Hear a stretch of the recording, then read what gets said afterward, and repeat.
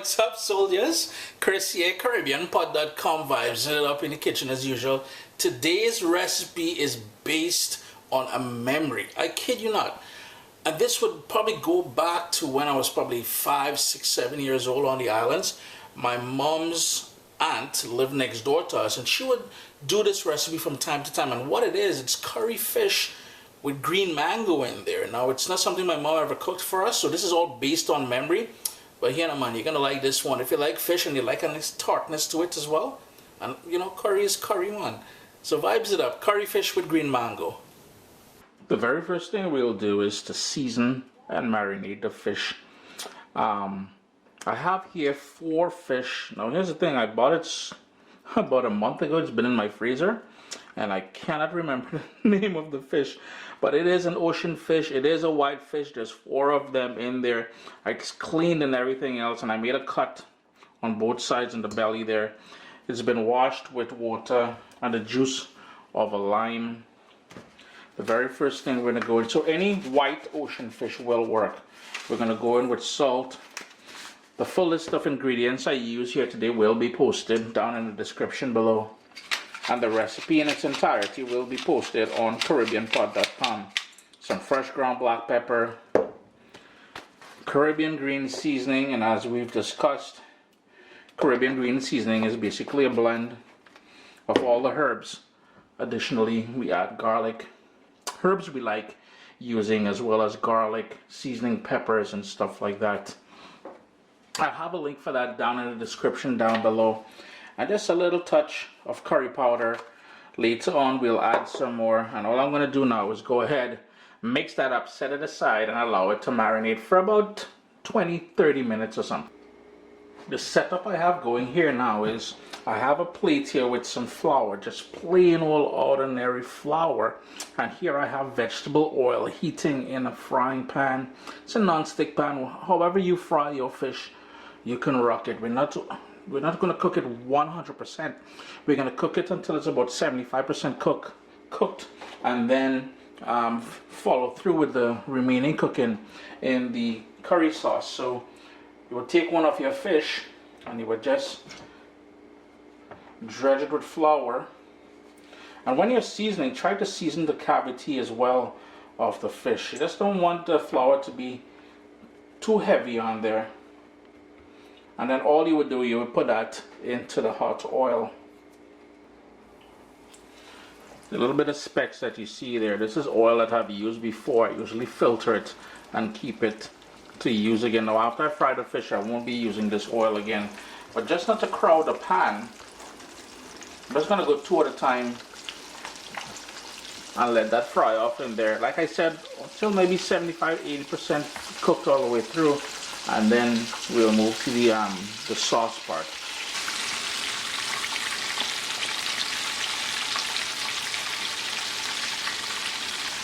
I had it fry on one side for about 4.5 minutes. I flipped it over. It's been going now for about 3.5 minutes. Just going to remove them now. We're not looking for anything with too much color or anything like that. I really don't want to overcook the fish. So I'm going to set these aside. I've got here a plate lined with a couple paper towels. I'm just going to fry off the other 2 fish that we have sitting here.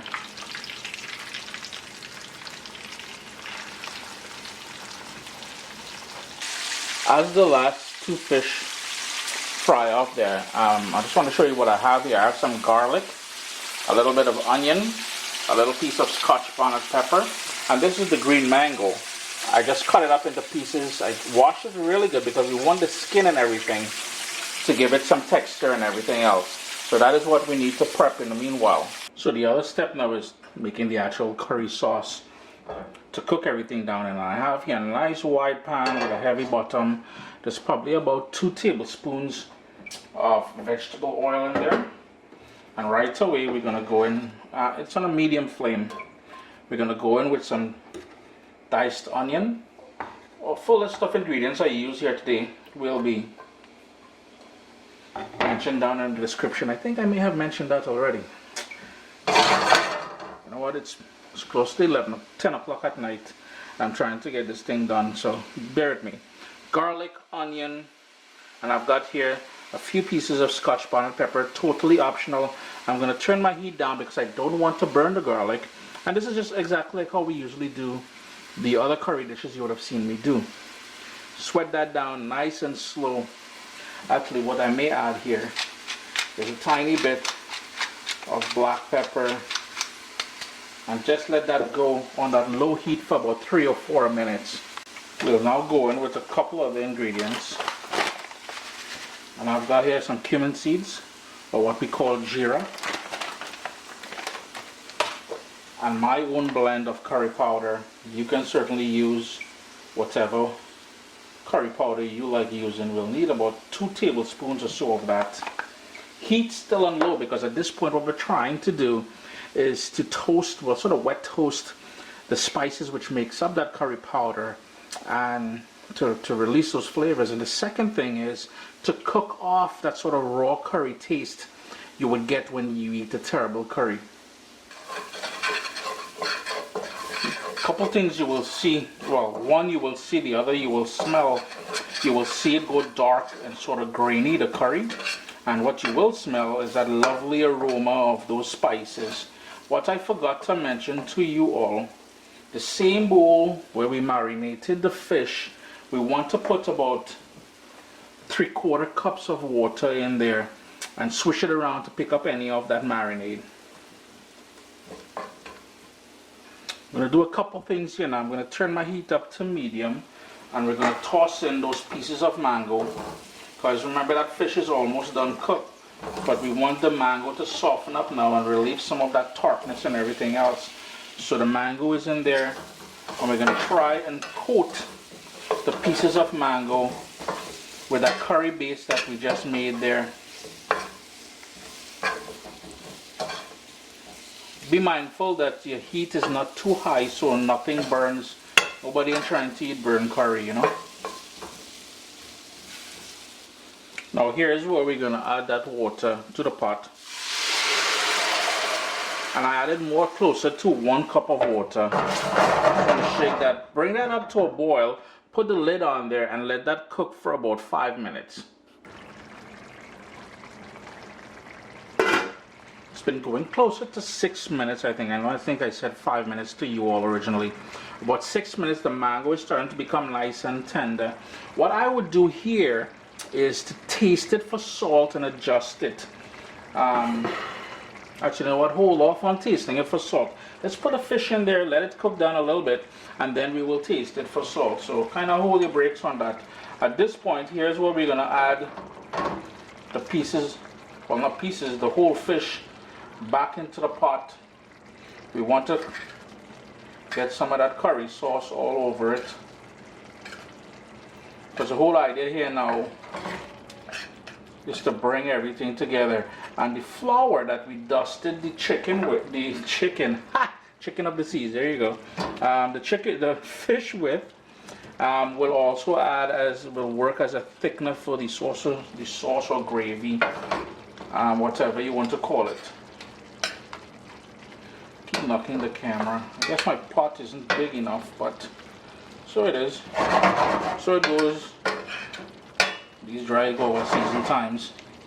I'm going to put the lid back on there and let that go for another 3 or 4 minutes, because I want everything to combine and come together.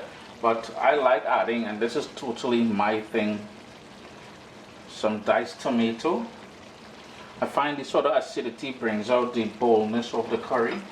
And I've got here some scallions, just roughly chopped. Lid on and let that go for about 3 or 4 more minutes. So there you go, friends. Curry fish with green mango. Remember to taste it for salt at this point. Yeah, this is a good point to taste it for salt. Adjust it accordingly. And turn that stove off now. We ain't trying to overcook anything. Always a pleasure to have you guys here in the kitchen with me. Remember to hit that thumbs up.